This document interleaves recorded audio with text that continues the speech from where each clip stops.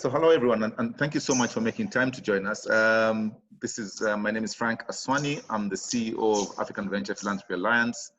We're a Pan-African network of social investors looking to increase the flow of resources, financial and non-financial, into the social investment space in Africa. This series of webinars is a collaboration between AVP and SunCap. We are very excited to be having you over for the second webinar. A lot of what we are discussing this is related to how the continent is responding to the COVID-19 crisis, and especially connected to issues affecting the most vulnerable. Last week, we heard from a set of speakers who spoke about various initiatives being done where some coalitions were getting together and formed to address this issue. This week, we're super excited to be looking at the issue of food, and this food issue was raised quite significantly in last week's webinar. And so we're responding also to the asks of the audience. And just to building on also some of the stuff that AVP is doing already, we have communities of response that are currently running in Kenya, Nigeria, and South Africa. So this is great to also see, and welcome to people who are signing in from all over the world. We had almost a very international representative audience last week. So I hope you enjoy this audience, and over back to Ariel. Thanks so much, Frank. Thank you. So Margaret, if you just want to go to the next slide, I'll just briefly introduce, and Margaret, if you want to go into presentation mode, I think that would be good. Just to quickly introduce myself, I'm Ariel Molino. I lead the SunCap Forum in Africa. We are a global convening network, and we've started these dialogue series at the request and encouragement of Nancy and Frank at AVPA to do this in coordination with them. So we're delighted to have you all join us. I'll just go through a few brief housekeeping items. So for those of you who are joining us, we will take all questions in the chat box. So for those of you who don't see the chat box, there should be an option at the bottom of your screen, a little messaging bubble that says chat. As the speakers are speaking, please do go ahead and put your questions in the chat box, and we'll field them after all of the presenters have completed their comments and remarks. There are options for reactions. You'll see that at the bottom of your screen. And if you click on the Manage Participants button, you'll be able to see other options to sort of give feedback. Yes, no, you can clap your hands, you can tell us you need a coffee break or whatever. So please feel free to use the chat. It would be great as you guys are entering. It would be wonderful just to see who's here and where you're from. So just drop us your name and what city or country you're coming from. We're delighted to have you all join us. Margaret, can we go to the next slide, please? So we'll be hearing from 4 speakers today. We'll start with Samir Ibrahim from Shikilia. Then we'll hear from James Ouma from Life Song. We have David Anyele, who is joining us from Nigeria today with the Center for Citizens with Disabilities. And we'll wrap up with Matthew from the World Food Program to sort of round out our conversation. You've already heard from Frank. Nancy is on the call, and I think you'll hear from her probably in a little bit. Margaret, can we go ahead to the next slide? And just to sort of recap here, we have about 20 or 25 minutes for our opening remarks, and then we've reserved a solid 25 minutes for question and answer to field your comments and questions. So Margaret, let's go ahead to the next slide, and we're going to start with a quick poll for you all. So Margaret, if you want to pull up the first poll and go ahead and push that out. For those of you who are on, you should see the poll come up on your screen in just a minute. Margaret, let us know when they're ready. Okay, perfect. So the first question is what do you think, is the most effective solution for the food, current food access and access to basic needs situation right now, particularly for people in the informal settlements. So if you guys can just sort of respond and submit your answers, we'll leave it up for another maybe 15 seconds or so. So please give us your responses there. Maybe we'll give it another 5 seconds, and then Margaret, you can close the poll and show us what people are thinking. So this is, we're curious to hear what you all think is going to be the most effective solution, and then maybe I think we'll probably get into hearing some healthy debate and conversations from the participants. Margaret, Okay, so, can you publish the poll? Yeah. So most people think that providing them with vouchers that can be redeemed for food and basic needs is like the most important thing to do, and followed with giving them cash, and finally providing them with care packages. Super, super. All right, so on that note, I think Samir will go right into your presentation. Margaret, if you want to go ahead to the next slide for Shikilia. And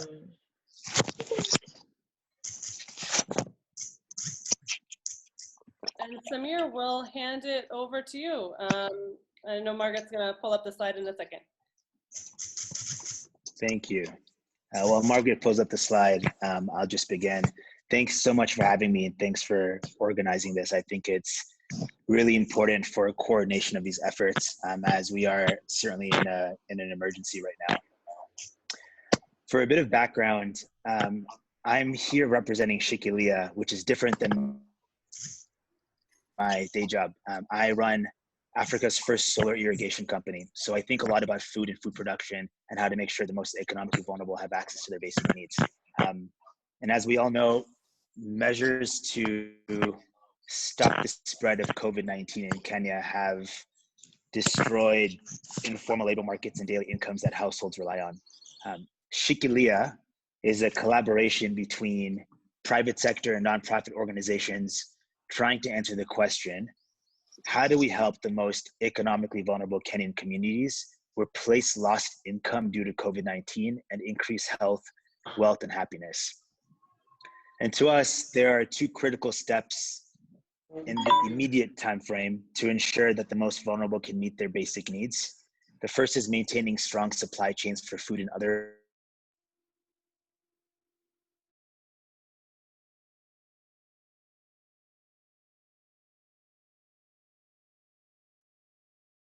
While I fully believe in the need for food production, I do believe that we need to think about food production in the medium term. But today, immediately, we really need to focus on maintaining strong supply chains for food and essential goods, and ensuring people have cash on hand to provide these essential goods. So Shikilia sends, and you can be on slide 3, Shikilia sends monthly cash transfers to low-income households during the pandemic. We're targeting the most vulnerable people, and we'll be sending them 3,000 shillings a month for 3 months, which is about $30 US per month for 3 months.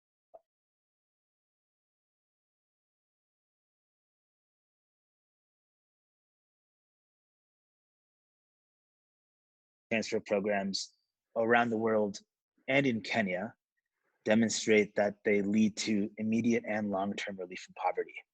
They enable households to pay for essential items such as an economic multiplier effect, where every dollar boosts local GDP by $2.60. Extensive evidence shows that they are not abused by recipients, and particularly important for this conversation, in countries like Kenya, where the food system works relatively well, cash transfers can be better for food security than food handouts or vouchers. Matthew from the World Food Program can probably speak to this more, as they've done a lot of the leading research on this. Now, successful cash transfer programs already exist in Kenya. Some of you may know about the Inua Jamii program. You can think of Shikilia as adapting these existing programs to respond to COVID-19. You can go to the next slide. If you simplify cash transfer programs, we need to do 4 things, and we need to do them really well. We need to target the right individuals. We need to transfer funds in an efficient, transparent, and accountable way. We need to fundraise, and we need to conduct M&E.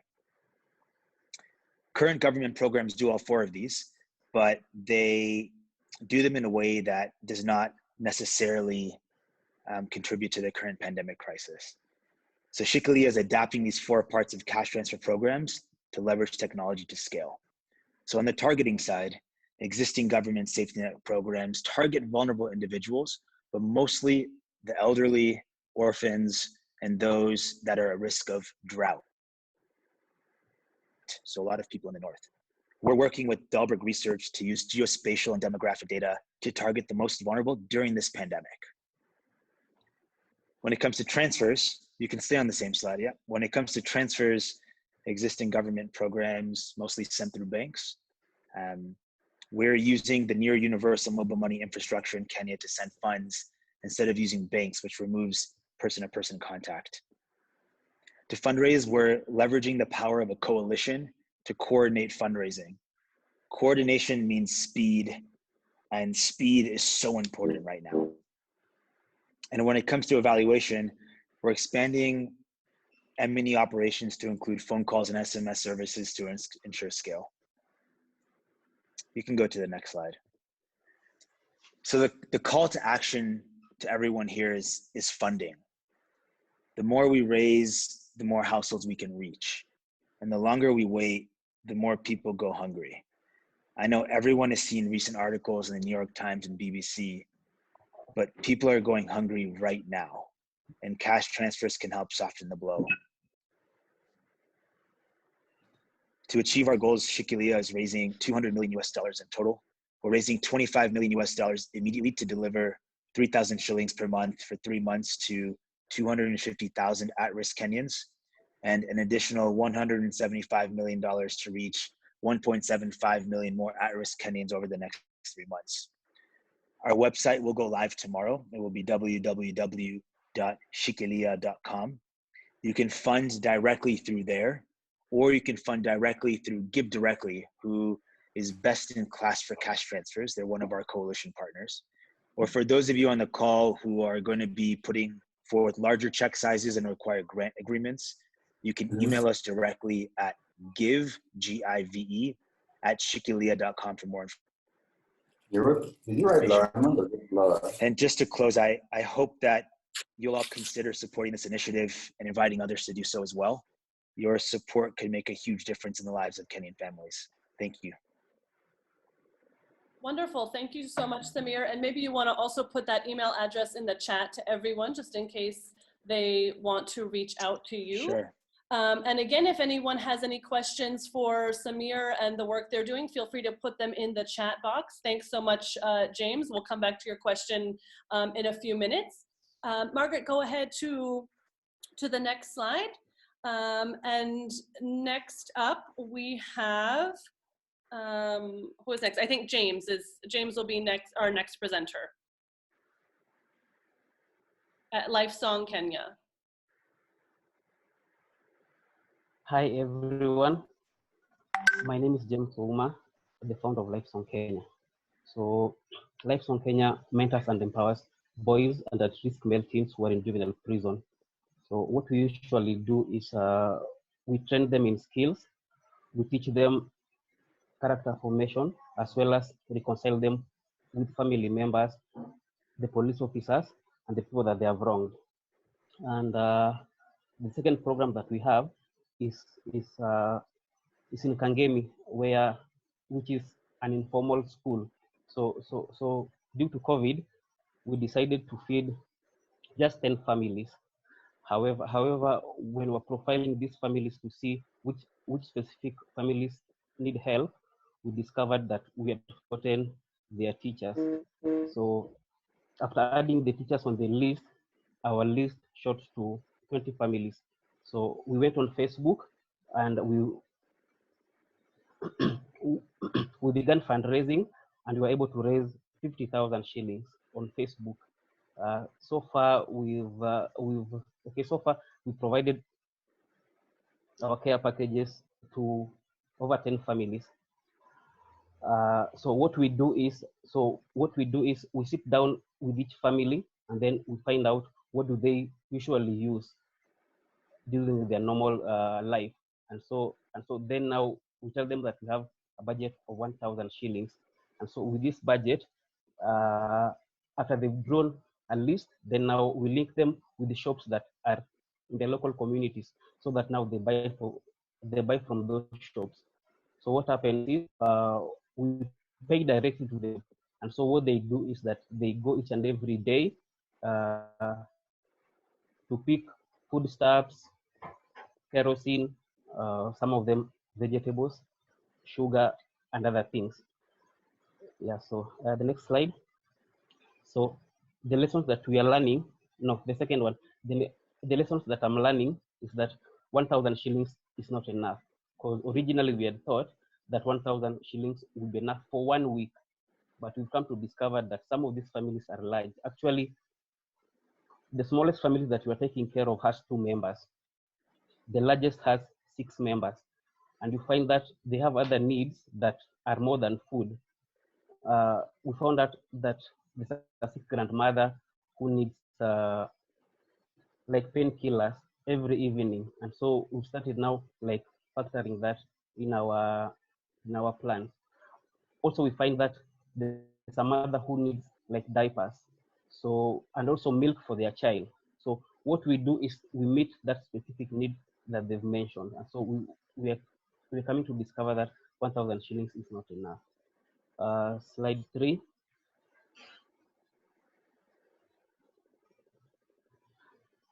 Yeah, so for us at Livestock Kenya, we usually use what we have, because we still do not have funding as an organization. So we began with what we have, and so that's why our immediate need are bicycles. Right now we have 3 volunteers who have gone to the field. So some of them do not have bicycles, and so they're using public means of transport. The reason why we're using bicycles is because we usually cycle to and from our programs, and so for us that cuts our costs. The other need that we have right now is volunteers, and especially volunteers who are willing to cycle. Yeah, volunteers who are willing to cycle, and so volunteers also who can also help us like collect data, help us to like just come up with the tools that can enable us to monitor and evaluate our program, especially the one that we're doing right now with the care packages that we're giving to families.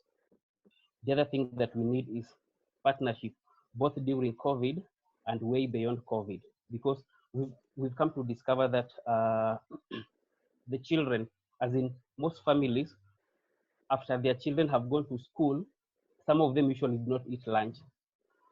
And that's why right now, when you ask them how much do you spend on food in a day, they do not have an idea, because usually their children go to school and their children feed in school. So this has taught us that that parents really need help with feeding their children in school. And because the school where we are at, they feed on rice and beans, like from Monday to Friday, we would like to use this same program and approach to start providing meals when schools resume. So that's why we need partnerships. And so right now, our call to action is that the money that we are raising on Facebook is not enough. And so we are looking for support so that we'll be able to feed the 25 families that we have in our program right now. It costs 6,000 to feed one family for the whole month. So that translates to 150,000 to feed the 25 families that we have. Yeah, so I think for me, I think that's all.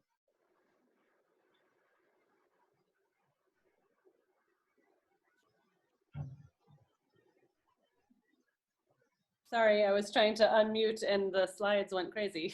Thank you so much, James. Really appreciate your insights and also sharing your learnings. I think that's really important for all of us on the call to understand that you're trying some things before we get these things right.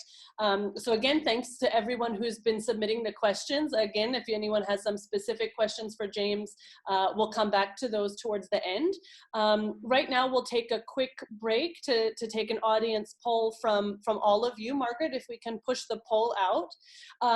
This time with the poll, what we wanted to understand from your perspectives, for those of you on the call, to understand who do you think is best placed to actually deliver some of these services through vouchers or cash transfers.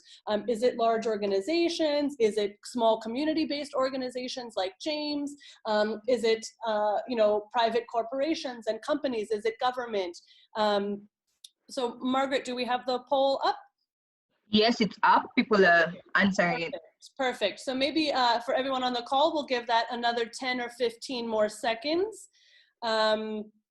So please put in your answer. We have another few seconds. We'll just leave that open. So really, again, just want to understand from your perspective, who is best placed in your perspective to support the families in need, particularly in informal settlements with basic food and services.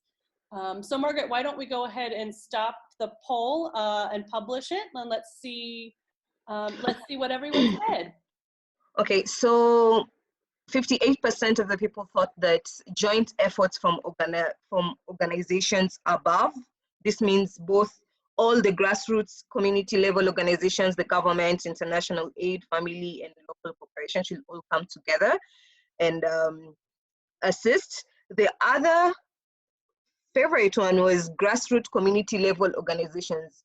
These are the ones that are probably already working inside the informal settlements. And then local corporations and government was the last one. Okay, fantastic. Yeah. Thank you so much, Margaret, for running us through that. And thank you everyone for giving us your perspectives. Our next speaker that we're going to move to is David. So David, let's cue you up.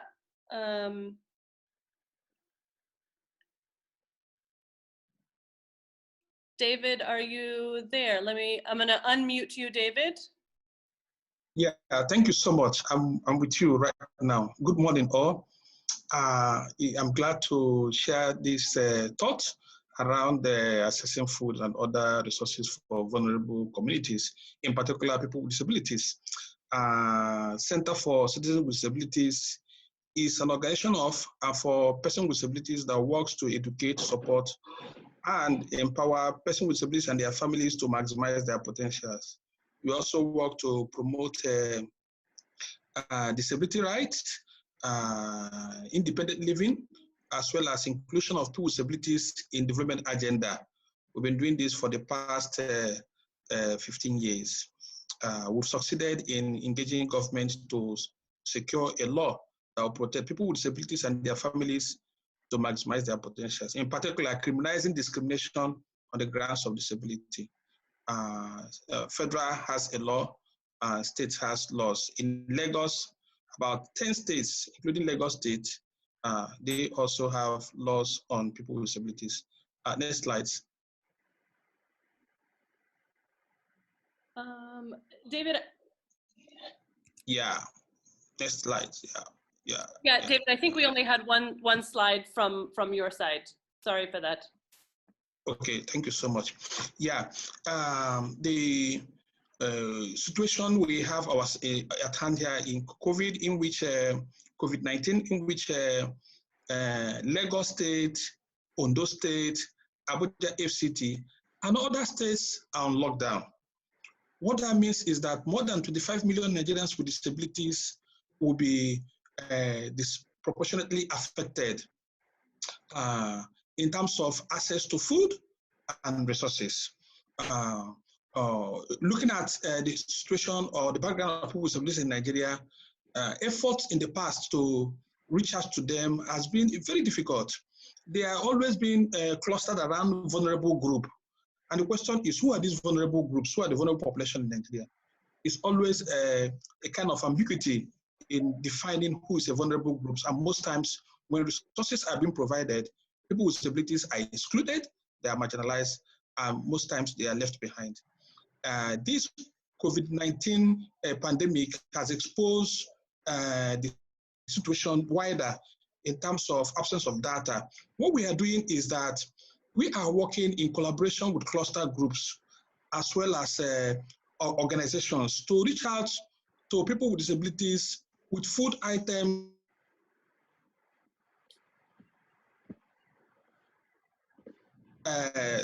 transfer and food items. We understand that government, in their effort to reach out to people or communities with relief materials, efforts were not made to target people with disabilities. In particular, we struggle to get government attention. We struggle to get the organizations that are sharing deliverables to marginalized population. We couldn't. So what we did was to reach out to cluster groups, reach out to networks, and go house to house to deliver food items. Beyond that, also, we are also sharing the cash transfer to these people with disabilities in various locations. Those who have their account numbers, we transfer cash to them, ranging from 5,000 and 10,000 naira, depending on the amount we're able to mobilize within the specific area. Opportunities we have now is around continue to do advocacy, to lobby the government to understand the situation of people with disabilities and to ensure that networks that are working on, providing food or support or providing resources to vulnerable population consider people with disabilities first, which is in line with the National Disability Act as well as Lagos State Special Purpose Law. We provide that in situation of emergency, people with disabilities should be given priority. Where they are accused, they also should be given priority. So these are things we are looking at. What we'll be begging or what we'll be asking is for support. Support in terms of, cash to reach out to more population. We're also seeking for collaborations and partnership. Part of the areas we succeed so much is the area of partnership.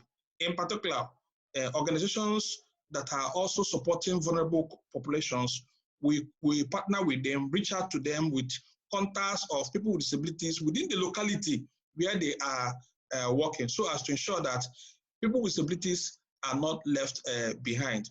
We will continue to engage with the frontline nurses and doctors who are working on COVID-19 for them to understand disability issues and ensure that they take appropriate measure to cover issues that has to do with COVID-19 positive patients with disabilities. So these are the areas we have worked on, and we look forward to partner with many organizations as possible in order for us to, to reach out to more people with disabilities. Thank you so much.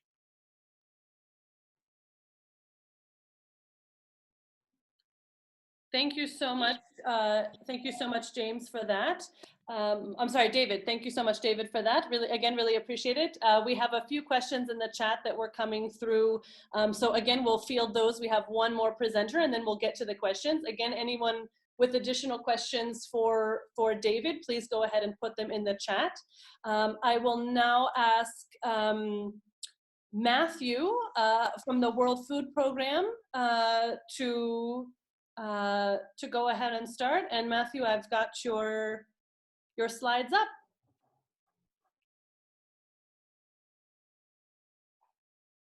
Thank you very much. So I'm from the UN World Food Programme, from the regional office for the Horn of Africa. We have another office in Southern Africa, in Johannesburg, covering Southern Africa, and another one in Dakar, covering West Africa. So the COVID for us represents a huge crisis. Yesterday, our executive director even addressed the UN Security Council about the scale of the challenge that faces all of us and all the governments and all the societies, that we could be moving from a public health risk, from a health pandemic, to what he termed a hunger pandemic. So the challenge is enormous, and we're seeing the epicenter of this in these urban centers that we are all working in. We're looking at these urban centres with large informal settlements as being like a ground zero, not just to spread, not just to contain the public health crisis, but also seeking to address the immediate socioeconomic impact. Number one for us is undertaking regional vulnerability and market analysis so that we understand what's happening in the food markets, what's happening in the supply chains, and what's happening in the prices, so that people, so we monitor how can people access their food from the markets. Number one, as Samir mentioned at the moment, at the beginning, number one priority is to ensure that these regional markets are functioning. We do not want a protectionist response from governments where borders start being closed for commodities. We need commodities and trade to continue flowing. So that's number one. Number two, we're looking at what's the impact of the crisis, not just in terms of markets, but also in terms of people's ability to access food from those markets. So it's really vulnerability analysis, looking at the impacts of the crisis on the economy, on employment. And we're seeing already that in these urban centers, this is where unemployment is reaching very alarming levels. People are losing their sources of income, and that's leading to the vulnerability that we're all here trying to address. We also have to not lose sight of the fact that there's very significant pre-existing emergency food assistance needs throughout Africa. In this region alone of East and Horn of Africa, we're assisting over 6 million internally displaced people and 3 million refugees. So we've got to continue the humanitarian supply chains to assist these populations and to continue resourcing for these people. At the same time, we've got to scale up and mobilize resources to affect these new populations who are affected by the socioeconomic impact of COVID. And these populations are largely, not entirely, but are largely found in these urban areas where actually traditionally us in the UN and World Food Programme, we're not operating. This is not our normal area of intervention. Next slide, please. Challenges, of course, the governments are in the lead in framing and financing the response, but there's different parts of government at play here. We've got the emergency and disaster management arms of government, these ministries. Often they favour more of a traditional type emergency response of what we call in-kind food. So providing maize and beans and oil, that's the way their budgets are structured. And they're mobilizing as we speak the resources to do that throughout many countries in the continent. Then you've got the other arms of government, which are managing the social protection response, which is the safety nets, the cash transfers. Often it's not the emergency arms of government that are favouring a cash approach. It's the social protection arms, the ministries of community development, the ones that manage these targeted cash transfer programs to particular population groups. Then you've also got, in some countries, you've got finance allocated for emergency response into local government budgets. So that's the other arm of government that you have to coordinate with here. All of that then, we have to understand that in order to frame and coordinate our own response, not just as the UN, but with all of us as non-profits and as philanthropists, because we have to frame our response and coordinate it with that government-led effort. We've also got to mobilize the money for this. So the governments themselves, they're reprioritizing their own public finance expenditure. So they're drawing money from some non-essential expenditure or investment and expenditure and moving it towards these immediate needs, but that's not enough. So we're already seeing, just in this region of Eastern Horn of Africa, we're going to be needing to mobilize in excess of $500 million to meet these emergency food needs as a result of this COVID crisis. Next slide, please. So the key asks, leading on from that financial ask of many hundreds of millions of dollars, we're also asking the international financial institutions like the World Bank and the IMF to support governments to provide tax relief for these urban populations, as well as other forms of like rent relief, and perhaps even some forms of subsidy, but that has to be managed very carefully. We then, our collective responsibility as partners of government is coordination. So all of us as UN, NGOs, CBOs, faith-based groups, and philanthropists, we all have to invest in this ability to coordinate. Because if we don't coordinate, there's going to be huge inefficiencies, which is going to undermine the effectiveness of the response. There's many different coordination mechanisms. Here in Kenya, we've got some, we're calling it humanitarian hubs being created, where partners are expected to register and then share what their plans are and what their targeting is. I think the key is going to be in the targeting. How do we all harmonize and coordinate our targeting of the assistance, so that we're not doing multiple layers of interventions to the same households in the same informal settlements. Then we also need to coordinate the type of assistance we're providing. So food in itself is insufficient. We've got to be coordinating what we call non-food assistance with the food assistance. Otherwise, you end up just people having to essentially sell or share so much of their food assistance in order to cover the non-food needs. So that's some of what James was talking about, and David as well. So we can't just look at the food needs in isolation. Thank you.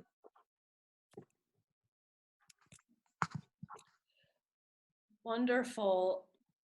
Thank you so much, Matthew, and thank you so much to all of our participants. I think we've had a lot of really fantastic different perspectives on this topic. So just to sort of lead into Q&A, I mean, the first poll that we had asked everyone when they were joining was which intervention would work best. And about 47% of you said that vouchers is the most effective, followed by about 36% said cash or mobile money. So just want to hear, you know, from the speakers, I mean, what is some of your perspectives on vouchers versus cash? I know Michael Hopkins sent in a chat on the link to one of the newspapers here that gave some perspectives, but if vouchers are better, why are vouchers better? If your opinion is cash is better, why is cash better? Just would like to sort of deep dive into that debate a little bit more. Samir, do you wanna start on that? Yeah, I'd be happy to. I think the important thing here is that there is, you know, the benefit of being in 2020 is that there have been years of randomized controlled trials, years of studies on this exact topic. And there are really three points to make here. The first is what Dr. Michael Hopkins wrote. While it's important to think about food, we also have to think about rent, healthcare, transportation.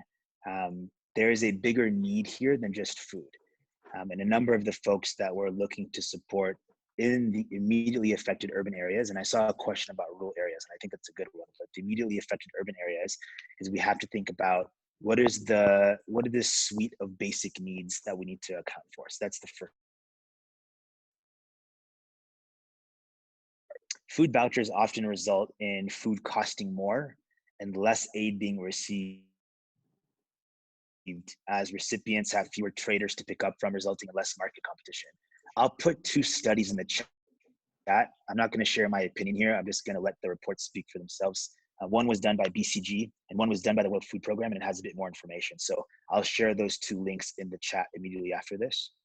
And then the third thing to realize is that in past situations where choice is limited and cash or flexibility is needed, aid recipients often sell food for cash at a loss, which distorts local markets.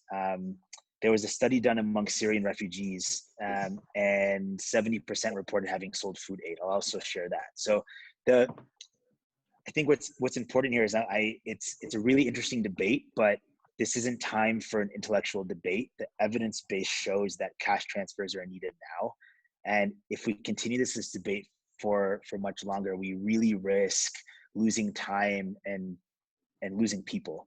And I'm just hopeful that the evidence base is strong enough that people at all levels of the private sector and the government really see that this is the way forward for this. I'm not saying food vouchers are not useful in other contexts, but as an emergency response today, the evidence shows that cash transfers is the best bet for economic security, food security, and wellness. Great, thank you so much, Samir. And just following on that, there were several questions that came up specifically about data. And I think this also speaks, Samir, to sort of your evidence-based point. James, I'll go to you on one of these. So someone I think specifically was asking about if you have any data on the vulnerable families that you're supporting. And following that, David, there was another similar question around the actual numbers of people with disabilities in Nigeria. So James, do you want to start and tell us, do you have any data on sort of the vulnerable people that you're serving, you know, and how do you identify those families?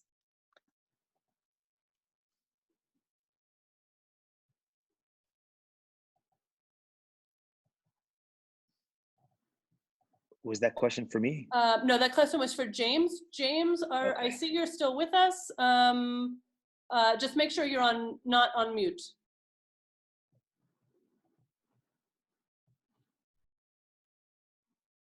Okay, I think James might be having some audio issues. So maybe David, we'll go over to you in the interim while I think James is switching his headphones out. Can you tell us a little bit more about, David, on the sort of numbers and data that you have on people with disabilities in Nigeria? And James, we'll come back to you in just a minute.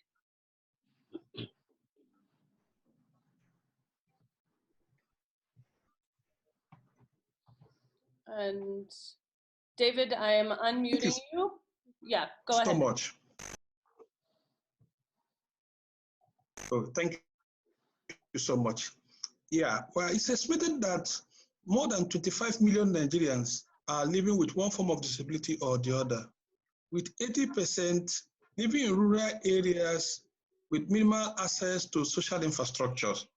Here in Lagos State, it is estimated that more than 2 million persons having one form of disability or the other. That is the data or the situation here in Nigeria in terms of data. You equally know that this data is estimated using World Bank and World Health Organization report of 2011, which states that more than 15% of population of the world has one form of disability or the other. Using 200 million Nigerian population, we are saying that if you use it to times the 15% of international population, you'll be estimating more than 25 million Nigerians. And that is what we're using to estimate the population of people with disabilities in Nigeria. We also know that the key problem is that government at its own level is not keeping its own data. For the past 15 years or so, 14 years, we are yet to conduct a census. So as I speak to you, government cannot say this is the exact number of their own, of our people using their own data. Rather, we depend on the international statistics using World Health and a World Bank projection of 15% of international population. Thank you. Thank you so much, David. And can you quickly tell us how many families or individuals you have served in Nigeria? How many people with disabilities that you've supported since COVID? Okay, I don't have the exact figure right now because my colleague is working on it, because every day requests are being made and the account department and others are working assiduously to get it. But we are reaching around 1,000 or 1,002, individuals in Nigeria. Okay, super, thank you. And maybe since David sort of picked up on the government piece, there was a question, oh, I'm sorry, David, let's come back, sorry, James, we'll come back to you. Can you, let's see if your audio is working? Yes, can you hear me now? Brilliant, yes. So yeah, please tell us what sort of data you're able to collect on the communities that you're working with, or where that data is coming from, and how you identify the vulnerable families that you are serving. Okay, so for me, after I lost my job in 2013, like to focus on developing a program for boys who are in juvenile prison. I was a beneficiary of charity, but now what used to happen is that nobody thought to ask me what exactly I need. They just gave me what they thought I wanted, and so for us, data. So how did we identify the beneficiaries? One of our programs is at a school in Kangemi, and so most of these parents are not able to even pay for feeding programs that are in school. And also most of the time when the children come to school, they are hungry. And so when we thought of, of helping, because of the funding that we had, we decided to pick just 10 families. Yeah, but now after adding like their teachers and other people who are asking for help also on Facebook and on WhatsApp, we are now at 25. So far we've served 20 families. So we are collecting their data and we're working on it. The only challenge that we are having is because we are a small organization that doesn't have funding, you find that our data is still very manual, because what happens is that I'm collecting them on on notebooks. So I have like hundreds of notebooks that are yet to be captured. Yeah, so like I'd mentioned before, so what our approach usually is, we just deal with small numbers, so that now we see when we come to a point now where we have resources, then now how can we scale up our program? So like right now we're just working with 25 families.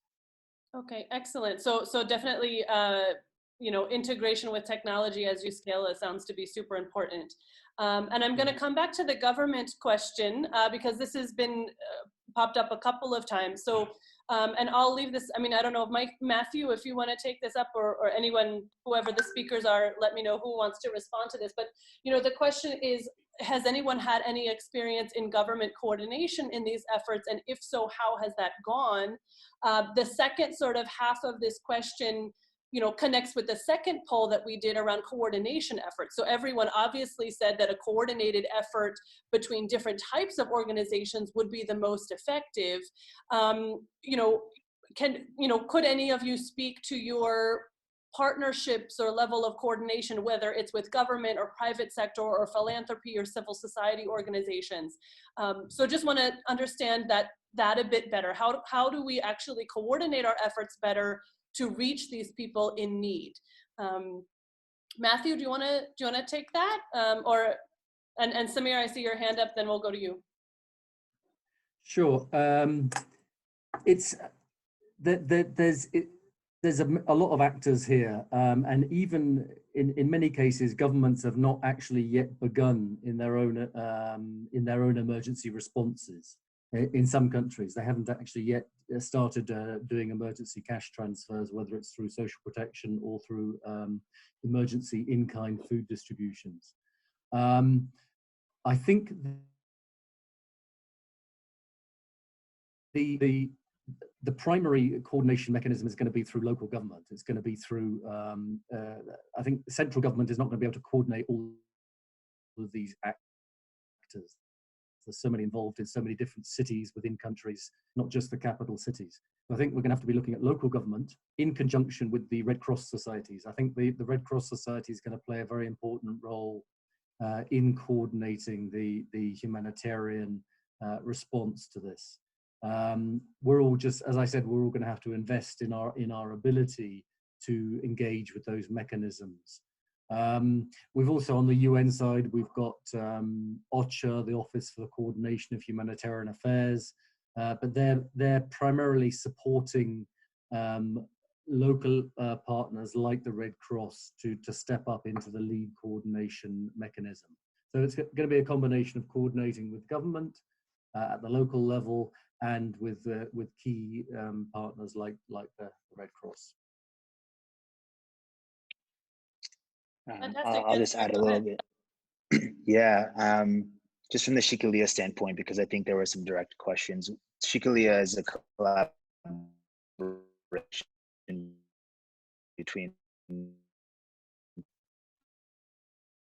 the sector and every solution should see themselves as how do we support each other. I think Matthew was talking about before, but I mean, coordination is so important here.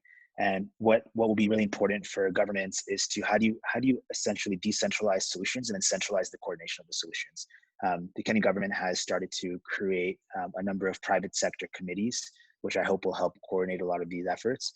But I think any solution that we're talking about here needs to be a partnership between public, private, and government. Otherwise, you'll have fraud, you'll have double counting, and you'll have just slower speed. And like I said, speed is really important.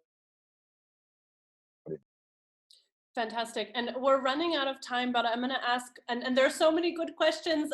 So I would encourage everyone to sort of continue this conversation. I know AVPA has started Slack channels on this, so I don't want this to be the end of the conversation, but there was a really interesting question about the distribution channels you guys are using. I know James mentioned the use of bicycles and volunteers.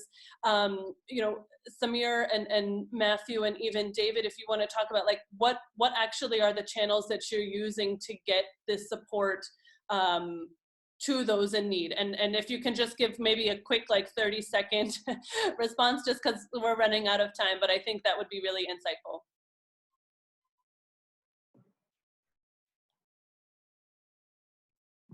I can go first. From the World Food Programme, primarily we're using NGOs, non-governmental organisations, and the National Red Cross societies and faith-based groups would be our primary cooperating partners to deliver this assistance. In some cases, we'll also be using government mechanisms as well. And then we're also working very extensively in the cash response with financial service providers. They're the ones delivering the cash directly to the beneficiaries. So we're working very extensively with the financial sector as well. Fantastic. David, any comment here from the Nigerian perspective on the distribution channels you're using?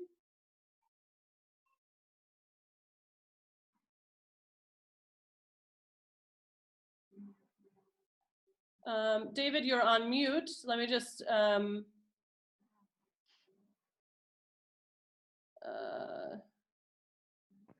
David, can you unmute yourself? Oh, here we go. I can unmute you for you. Okay, go ahead, David. Okay, thank you so much. I was saying that we belong to a network of NGOs, a network of disabled people's organizations in Nigeria. We're also working in about 15 states in the country.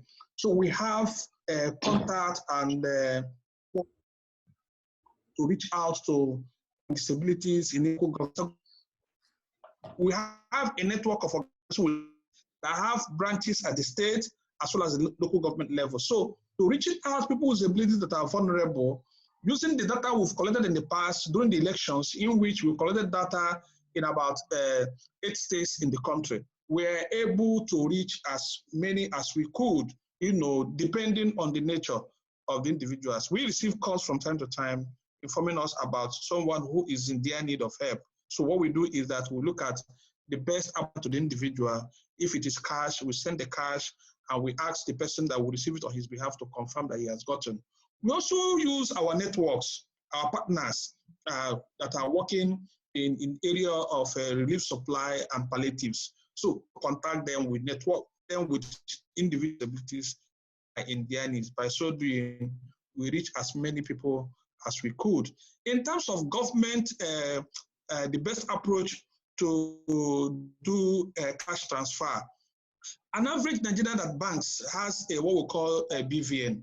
And if you're a person that has BVN, if you're a person that has a bank account, it's easier for people to channel money through you. You can use your mobile phone, you can use internet transfer, and such individual will get such support as when necessary. So these are the approaches we are using so far. Okay, thank you so much, David. And I know we're running out of time, but there was one really good question that I wanted to field. So I'm sorry if we're gonna maybe run 2 minutes over. But there was a question, and maybe Matthew, this you would want to field this one. The question was really about you know, a triple threat, particularly outside of Nairobi. In the Kenyan context, we have locusts, we have flooding, now we have COVID. It seems that the world is coming to an end, if we were looking at the Bible. So just curious, you know, if you might be able to provide some context as to what's happening outside of Nairobi, because obviously, you know, informal settlements and the sort of base of the pyramid are not just in slums, but a lot of people are sort of suffering outside of the city, and just wanted to get your sense on if there's any sort of immediate quick response that's addressing all of these issues, you know, or at least looking at them in a holistic manner and not just the locust plague or the flooding problem or the COVID problem. Do you want to give a few minutes to address that question?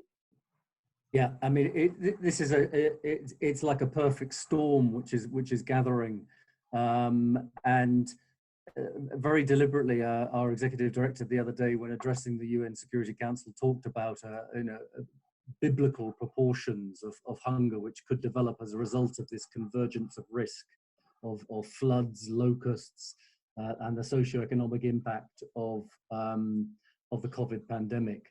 In this region of Eastern Horn of Africa alone, we're looking at a potential doubling of the numbers of food insecure populations, from around 20 million where we are now, pushing right up to around 40 million. So all of these needs, the net result is these populations require assistance and employment.